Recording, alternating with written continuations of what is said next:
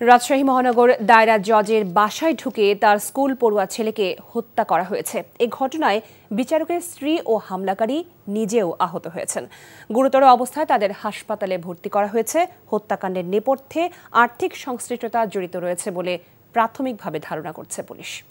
রাজশাহী থেকে সমসাজুর রিপোর্ট, ক্যামেরায় ছিলেন শরীফুজ্জামান রয়েল। রাজশাহী নগরীর তেরোখাদিয়া ডাবতলার একটি বহুতল ভবনের পঞ্চম তলায় ভাড়া থাকেন রাজশাহী মহানগর দায়রা জজ মোহাম্মদ আব্দুর রহমান। বৃহস্পতিবার বিকেল 2:45টার দিকে লিমন নামের এক যুবক বিচারকের ভাই পরিচয়ে ওই বাসায় যান। এর কিছুক্ষণ পর গৃহকর্মীর কাছ থেকে খবর পেয়ে প্রতিবেশীরা বিচারকের বাসায় গিয়ে 3 জনকে আহত অবস্থায় দেখতে পায়।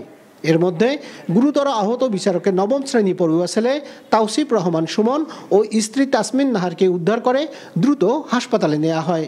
ঘটনাস্থল থেকে বাসায় প্রবেশকারী লিমনকেও পরে আহত অবস্থায় উদ্ধার করে হাসপাতালে নেওয়া হয়। কোনো সাড়া শব্দ নাই, রক্তাক্ত অবস্থায় পড়ে আছে। আর ওই অবস্থায় দেখতে দেখতে আবার ম্যাডাম বাইরে আসছে, দরজা খোলা, ম্যাডাম ওখানে পড়ে যাচ্ছিল, পরে ধরে নিয়েছি। আর প্রত্যেকদিনই পরে ভিতরে দেখলাম যে বেশ রক্তাক্ত, বাইরেও রক্ত। হাসপাতালে তাওসিফ রহমান সুমনকে চিকিৎসকরা মৃত ঘোষণা করেন। হাসপাতালের কর্মকর্তারা জানান, বিচারকের নিহত ছেলে ও আহত স্ত্রীর শরীরের বিভিন্ন স্থানে ধারালো অস্ত্রের আঘাত রয়েছে। শরীরে বিভিন্ন স্থানে ধারালো অস্ত্রের আঘাতের চিহ্ন ছিল। তো মৃত্যুর প্রকৃত কারণ আসলে জানার জন্য আমাদের আইনি প্রক্রিয়া অনুসরণ করতে হবে এবং ময়নাতদন্ত পর্যন্ত অপেক্ষা করতে হবে।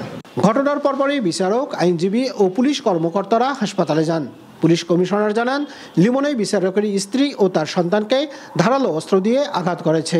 তিনি আরও বলেন, লিমনকে বিচারকের স্ত্রী মাঝে মধ্যে আর্থিক সহযোগিতা করতেন। কিছুদিন থেকে সহযোগিতা বন্ধ করে দেওয়ায় ওই যুবক ফোনে বিচারকের স্ত্রীকে হুমকি দিত। এই ঘটনায় তিনি থানায় জিডিও করেছেন। এখন কি কারণে করছে সেটা আসলে এখনো ক্লিয়ার না। তবে সে ওনাদের কাছ থেকে, ওনার ওয়াইফের কাছ থেকে টাকা পয়সা চাইতো, যদি পূর্ব পরিচিত টাকা পয়সা কিছু হেল্প করতো, আর্থিকভাবে সাহায্য করতো। রিসেন্টলি হয়তো সাহায্যটা হয়তো পাচ্ছে না, সেটা একটা কারণ হতে পারে। রাজশাহী মহানগর দায়রা জজ আব্দুর রহমানের গ্রামের বাড়ি জামালপুর জেলায়, হামলাকারী লিমনের বাড়ি গাইবান্ধায়। সমসাজু, NTV নিউজ, রাজশাহী।